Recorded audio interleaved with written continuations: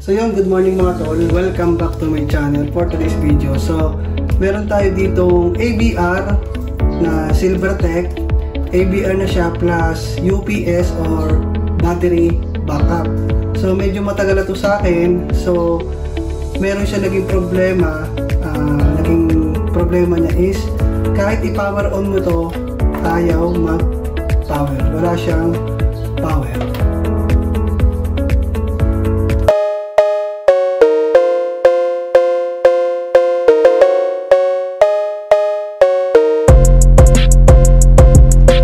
So yun mga boss, itatry natin siya kung talagang wala siyang power. Yan, saksak natin. Then, power on natin yung extension. So, ayun. So, kung mapapansin nyo, as in, wala talaga siyang power. Yan, wala, as in. So, bubuksan natin siya. Meron kasi mga nakapagsabi sa akin na medyo eksperto sa ganitong mga ABR na UPS.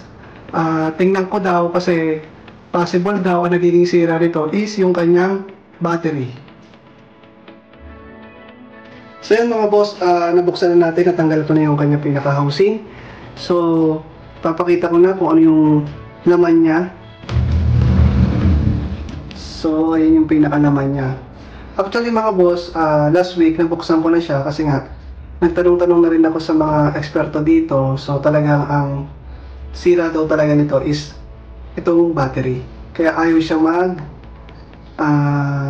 mag-on yung kanyang power. So syempre, sinigurado ko rin na buksan nga at tingnan baka mamaya meron pang ibang mga nasunog. For example, kasi medyo matagal na nga siya.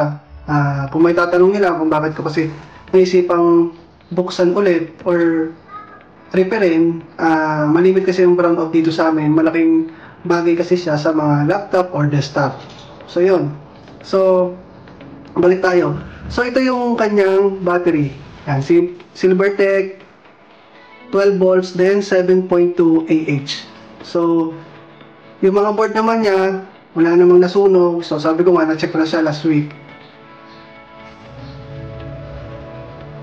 Then para makasigurado tayo na battery talaga ang problema niya, so meron naman ako ditong 12 volts na battery, itatry natin sa kanya. So yun. So tatanggalin natin yung battery niya para matry natin yung isang battery dito.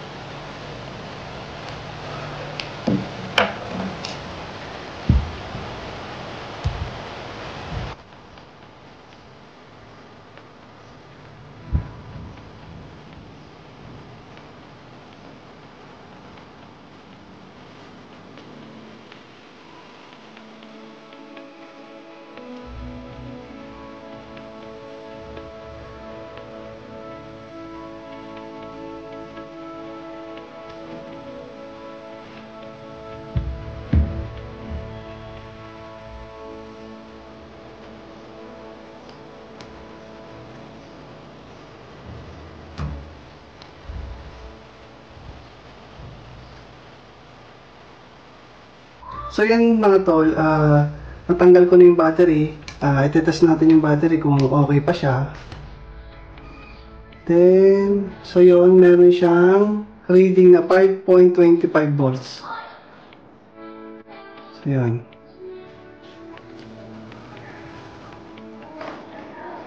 So yun mga tol, siguro pamilyar naman kayo dito sa battery ko to.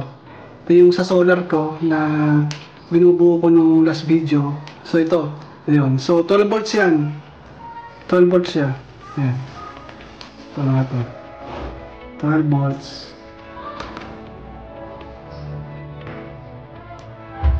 So, tetestarin natin kung may charge siya.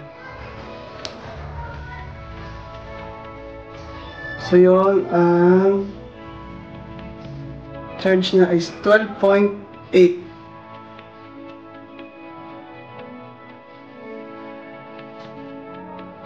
So para may kabit natin sa battery, so gumawa ko nito na DIY para dun sa battery, para may kabit natin. Then, i-connect natin to dito sa positive ng ABR na papunta kanina sa battery niya. So to, yung positive, then yan. Hindi ko na siya i-fix ng ayos para lang matest lang naman natin, mapakita natin na talaga kung battery ang problema. Yan, sinuksok ko lang ha. Pero bago kayo magduksong nito or magkabit nito, huwag nyo ipa-plug to sa AC. So take note ha.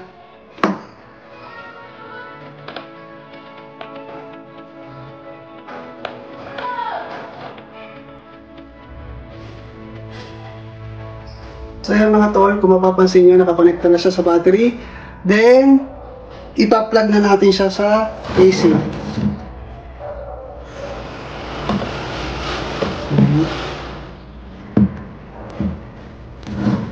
Para makita lang natin kung mag-o-on nga siya. So yun.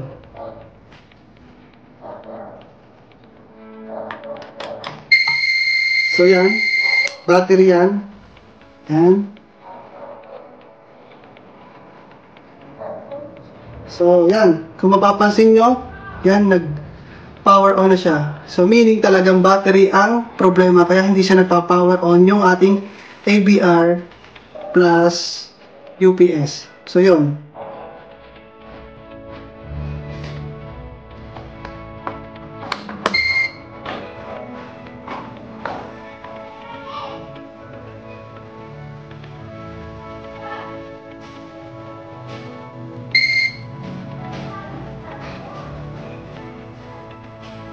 So, pakita ko na rin yung likod nitong ABR na to. So, yan, may dalawa siyang output na universal. Then, brand, Silvertech, Power Plus, UPS. ABR, so yan. ABR plus battery backup. So, yan. Then, ano pa ba?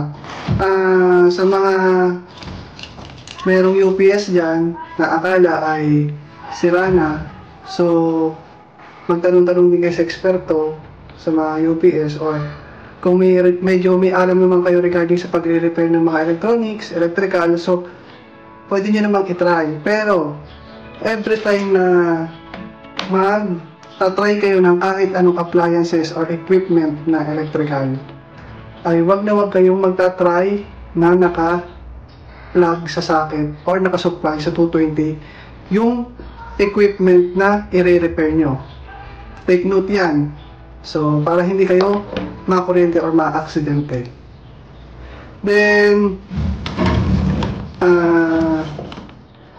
naka-order na nga rin pala ako nitong battery to. So, hinihintay ko lang yung battery niyan. Sabi nga daw, ng seller na binigyan ko ay i-deliver daw ngayon. So, ipapakita ko rin dito mamaya yung battery na binili ko. Pero ito yung battery in-order ko. So, yan. Panasonic yung brand. Then, 12 volts, 7AH rechargeable battery. So, yan. Ito yung sukat. So, sakto naman. Sinukat ko rin naman yung battery na 7AH. So, yun. Saktong-sakto naman siya. So, papakita ko din mamaya pag kinabit ko na siya yung battery na to. 2 hours later. So yun mga tol, dumating na yung ating hinihintay na battery para kay ABR na UPS. So fresh na fresh pa yan, medyo basa-basa lang konti kasi maulan daw kanina. So shout out sa iyo kuya at na-deliver mo ng maayos at sana walang naging problema sa item ko. So, ito na yung battery na hinihintay natin. So, yan yung brand niya. Panasonic. 12 volts, 7.2. So, yan.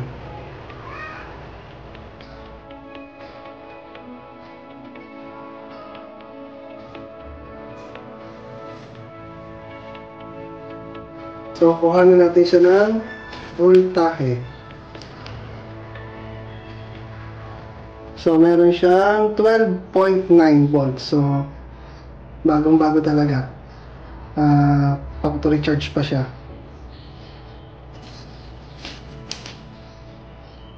So yun mga tol, tapos na natin ikabit yung ating battery.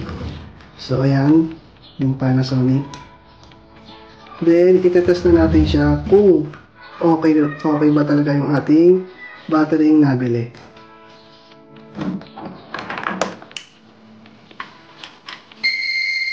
So, kitang-kita nyo mga tol, so nag-power on na siya. So, talagang battery lang yung naging problema niya. So, sana meron kayong nakuha idea sa pag-repair ng ganitong UPS o ABR. So, yun. Thank you very much nga pala sa mga subscriber ko. Then, sa mga new subscriber ko, ilalagay ko na lang dito sa video ito. Then, sana makatulong tong video to sa inyo. So, thank you and God bless to all.